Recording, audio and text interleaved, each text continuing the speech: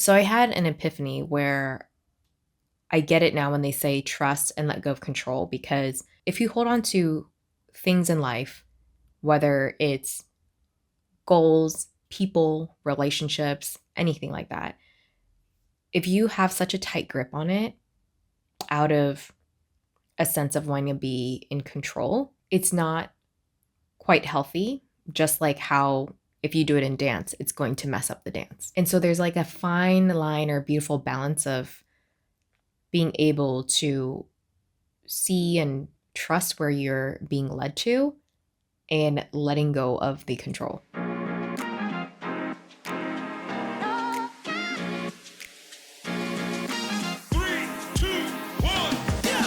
After leaving the corporate 9-to-5 grind, I became the boss of my own spiritual business, helping others explore and navigate the human experience from insight, wisdom, and lessons learned along the way. Today, I help aspiring spiritual entrepreneurs gain the confidence to share their gifts with the world. Welcome to the Happy Healing Shop podcast. I'm your host, Trang Pham Nguyen, and each week we'll dive into incredible stories of strength, resilience, and transformation. So, if you are ready for some serious breakthroughs, laughs and tears, and stories that will inspire you, you are in the right place, my friend. Let's get started. Hello, and welcome back to another episode of the Happy Healing Shop podcast. Today, I will be talking about a period of, I would say, joy, happiness, and a sense of reinvigoration that has happened lately in my life. And I realized that it's been a while since I've felt this way, just mainly because life events can bog you down, right? So it all started actually from a member in the Happy Healing Shop community, Kat, giving a shout out to Kat here, where she introduced me to dance or reintroduced me to dance and got me back into it. To learn more about my spiritual community, check out the happyhealingshop.com/club, where there are monthly healing events and happy hours and guided meditations and more. Okay, so Kat and I met up because she is a local here, and we started talking. Somehow we came on the topic of dance on salsa, and she started explaining that there's places that give classes, and they're usually maybe at bars or restaurants, and then afterwards it turns into a dance social. So think of it as like clubbing, but more so everyone is there to dance. You see everyone on the dance floor dancing. Sometimes there are DJs, sometimes there's a live salsa band, sometimes there's a salsa and bachata dance as well. And so luckily I had someone to kind of help ease me into it, learn the etiquette of asking people to dance, or if they ask me to dance, and how it all works. Now, I have been seeing on my feed videos of West Coast swing, and you can look it up. They swing dance to modern day hit music, and these are professionals that are dancing. So it looks really fun, a bit complex, but I probably saw those videos about a year ago, and in my mind, I remember thinking, man, I kind of want to learn how to do that. It looks like a lot of fun. Over time, eventually see these videos, and then I started looking up West Coast swing dance classes around here in LA. And what's interesting is once you take these classes, you kind of hear more about events happening or socials that are happening around. So in general, salsa is like everywhere. There's so many venues that host social dancing. West Coast swing, not so much. Anyways, long story short, I got into West Coast swing dancing, and it has brought me as well a lot of joy, just in general dance. And when I started out, I started having moments where it clicked in my head on kind of the lessons I need to learn in order to become a better dancer. But also at the same time, I saw a lot of parallel life lessons, which I want to share with you today. So here are 15 lessons that I learned from dance that could be also applied to different aspects of your life. Okay. So the first one is to trust and to feel and to let go. Letting go of control and stop anticipating, because it will mess you up. So what I mean by that is I started dancing a little bit in college, and it was first hip hop, right? And then a little bit contemporary. And it used a different part of the muscle, which was choreography. So you're memorizing these steps to do a routine. But when it comes to partner dancing, so think ballroom, salsa, swing, all that kind of stuff, there's a lead, a person that leads, and a person that follows. Usually you see the guy's a lead, female is the follower, but nowadays it can be either way. So the lead is they're supposed to think of the choreography or the dance moves they want to do to move that follower around on the dance floor. So as a follower, I didn't know that. In a lot of group classes, they don't really teach you that concept. It was through feedback from people or even a private instructor that told me how to develop a connection. So in dance, when they say connection, it's kind of about the tension in your arms, the grip you have on each other's hands. So when you see people dancing and they make it look so easy and you're like, how do they know where to go? It's because there's a certain tension or amount in our hands and in our arms and our bodies. So I'm able to tell where the lead is trying to move me on the dance floor. But however, because I was so used to choreography, I would try to also predict what they're about to do. But let's say I thought they were going to turn me to the right. In reality, they were trying to turn me to the left. And because I was trying to anticipate, which is a really common problem that followers have, it messes up the dance. So the lesson was to trust and to feel what the lead is trying to do. And also, again, letting go of control. So I had an epiphany where I get it now when they say trust and let go of control, because if you hold on to things in life, whether it's goals, people, relationships, anything like that, if you have such a tight grip on it out of a sense of wanting to be in control, it's not quite healthy, just like how if you do it in dance, it's going to mess up the dance. And so there's like a fine line or beautiful balance of being able to see and trust where you're being led to and letting go of the control. Lesson number 2 is to expect the unexpected. I did not realize how dance was going to be brought back into my life, how I was going to find so much joy and a new, say, sense of frequency or vibe I've been feeling in my life lately. And I didn't realize how much more I've been smiling. Like dance partners have told me that they enjoy dancing with me because of my energy and I'm smiling all the time. And that's when I realized how much happiness this has brought to my life. And the thing about all this is that it just naturally unfolded. I didn't force dance to come into my life. It started off with going to a dance class and then hearing about dance socials and then meeting other people where they enjoy doing the same things that you do. Lesson number 3, you can never tell who can dance just based on their looks. So talent and surprise can come from unexpected people. It's another way of saying don't judge a book by its cover. I have danced with so many uncles and grandpas that know how to move. They know how to groove. And it's surprising because you don't know until you start dancing with them. Sometimes I'll be off on the dance floor observing everyone or just watching people dance as I take a break. And so you might be able to try to observe and watch who can dance.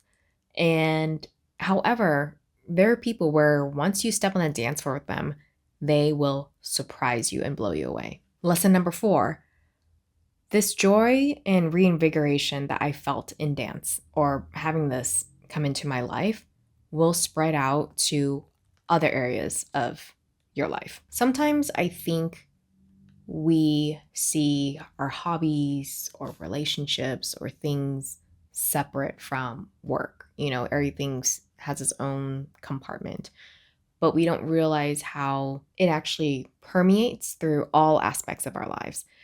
A good example is if you are in an unhealthy relationship, people are going to notice that at work. People are going to notice that through your friendships. Or when you get into a new and happy and healthy relationship, people are going to notice you have a little spark in you, right? They might see you at dance class in a happier mood or at work, or let's say you do art. They'll notice that your art is starting to change. Lesson number 5, movement and dance is probably the secret to the fountain of youth. And again, it brings me back to my previous point of how I did not expect to be dancing with a bunch of I'll call them uncles, but also grandpas, and they can move. Now, they don't move like the young athletic dancers, but you can tell they still have it. They still have their groove. They have a little bit of spunk to them on the dance floor. Some of them might even get fancy with their footwork. It's really a joy and a surprise to watch that. And it's movement that brings so much joy, so much creativity, and allows for self expression. Now, lesson number 6 is that dance helps you get in touch with your body, or just getting in touch with your body is really healthy. It's very grounding, but also as a female, at least from my personal perspective, it helps me feel more surprisingly empowered. So there's this concept called styling, and that's where you see how people can do the same moves on the dance floor, but they look different. You might say like, oh, that person moves in a very elegant way, or that person moves in a very fiery, bold way, right? Even though they're doing the same exact footwork, but the way they move their body has a different style. And so part of this, especially let's say in salsa, you might move more sensually, and it helps you get in touch more with, I would say, kind of like your goddess energy, right? So on the dance floor, over time, I've learned that it's normal to see that people, including myself, have a different personality on the dance floor and how we express ourselves and our bodies. But then right when the song's over, I feel like I change back to like trying and be like, okay, thank you for having a nice dance. Bye. And then you move on to the next dance. Lesson number 7, dance releases energy. So if I am having a bad day or just feeling kind of gloomy, a bit tired, I realize when I dance or do any movement, doesn't have to be dance really, but movement, it really does shake off that energy, or it really changes your energy. You could call it exercise, endorphins, whatever you want it to call it, but it is such a healthy way of releasing energy where it's a workout, but at the same time, you have some room to allow creativity to come in as well. Lesson number 8, you must be present. This made me really understand what being present is, because if I am dancing and the lead is moving me around on the dance floor, but I'm starting to think, okay, tomorrow I need to do this, this, and this. What about next week? I need to pick this up from the grocery store. That's where I will start stepping on people's feet or whacking people in the face. Pretty much if I am distracted on the dance floor through my own mind, then that's when I start to mess up the dance. And so this taught me what it really felt like to purely be present in the dance and to be present with my dance partner. I guess another way of saying it is also being really focused and intentional with what's in front of you.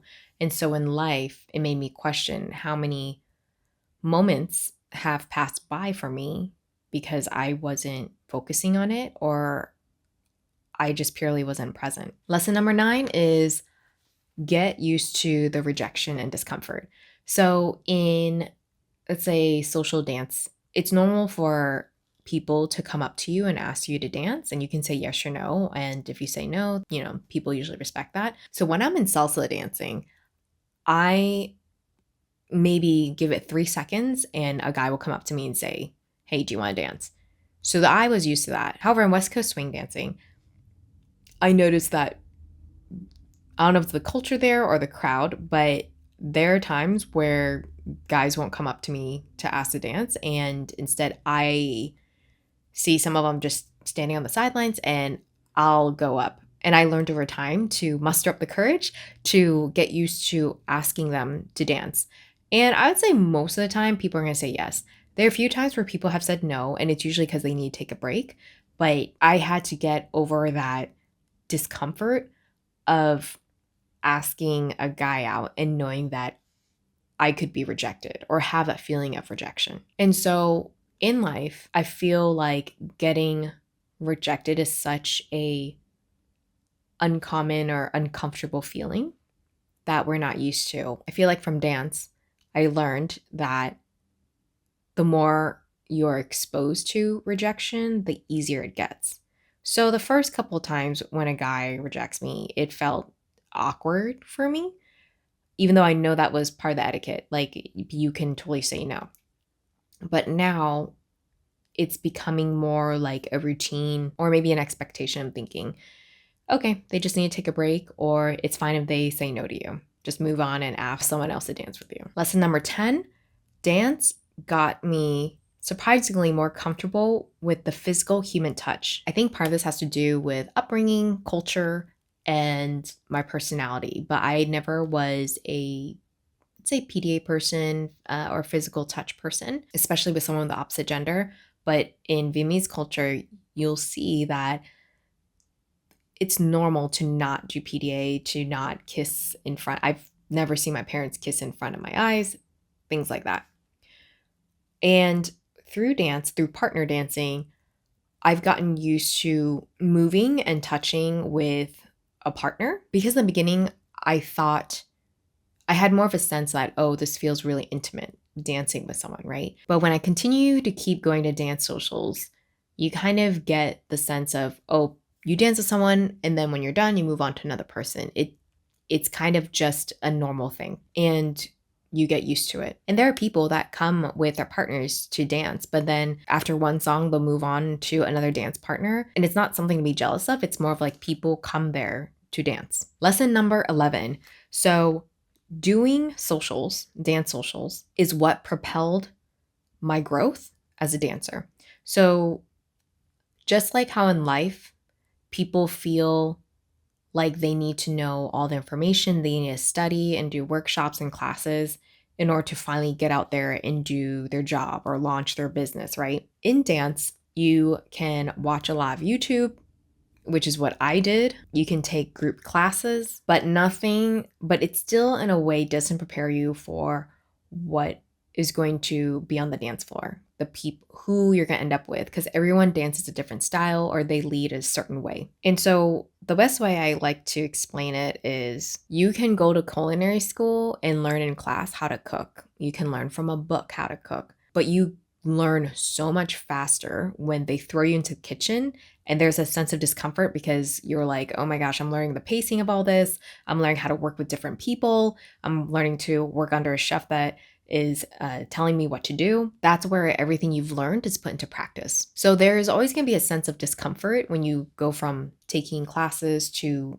making the leap to, let's say, reality. And that's just like in life when you start out any new skill, hobby, craft, or business where there is such a huge sense of fear. But once you really take that leap and do it, it propels you a lot faster. Because, for example, in dance class, you'll learn maybe patterns and everything if everyone danced perfectly. But in reality, the people you get on the dance floor, they sometimes misstep or they dance in a different style that you're not used to. And you still have the same footwork down, but there's a different vibe or different energy that each dancer will have. Lesson number 12 is dance helped me feel the music, rhythm, and the beats and the sounds of life in a different way now.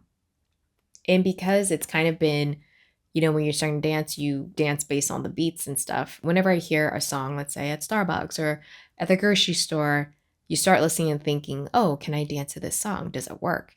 So it's interesting because you'll hear music and sound in a whole new light. Okay, lesson number 13, just like business or just like therapy or anything in life, getting a one-on-one personal coach or teacher that knows what they're doing massively will help because they will help you see your blind spots and give you feedback that a YouTube video or a group class cannot give you and help you with. So sometimes when I dance with someone, I'll ask to record a video of us because I can look back and see what changes and tweaks that need to be made. And usually I'll look at the footwork, that's easy, but sometimes there's something that feels off in a dance, but I can't quite grasp it.